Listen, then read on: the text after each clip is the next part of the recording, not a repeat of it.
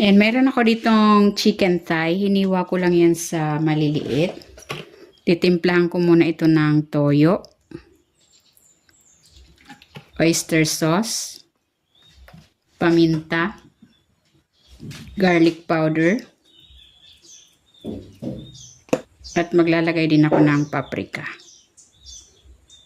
Maglalagay ako ng cornstarch. Haluin ko muna. Kung hindi ka pa nakapag-subscribe sa aking channel, please subscribe at i-click mo na rin ang notification bell para lagi kang updated sa aking latest recipes. Ayan, okay na ito. Maglalagay ako ng cooking oil.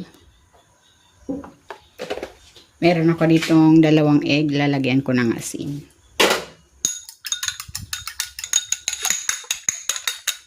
Lulutuin ko muna ito.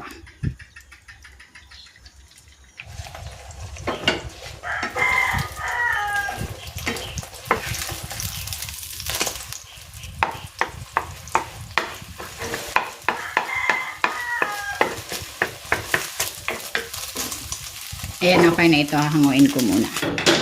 Next, isasalang ko naman itong chicken.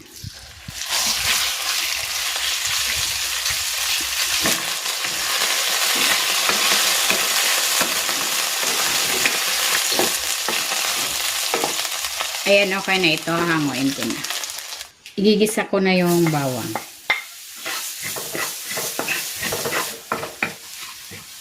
Ilalagay ko na rin itong sibuyas.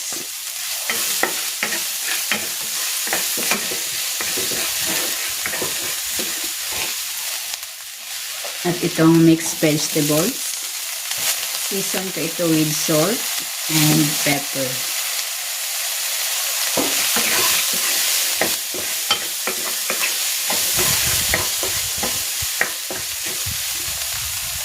Ilalagay ko na dito itong cooked rice.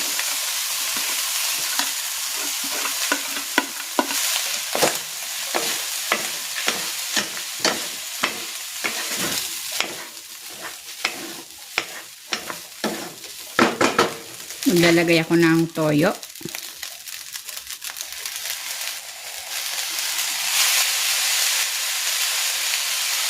At ng oyster sauce.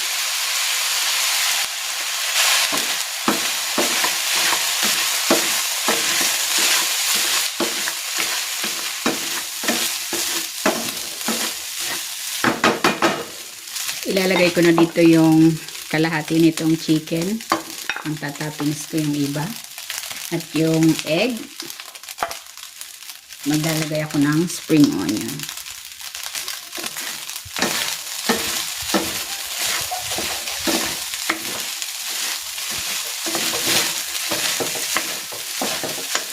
Ilalagay ko na dito yung natitira pang egg.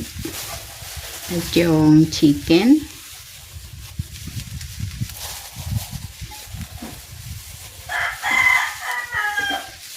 Maglalagay ako ng spring onion.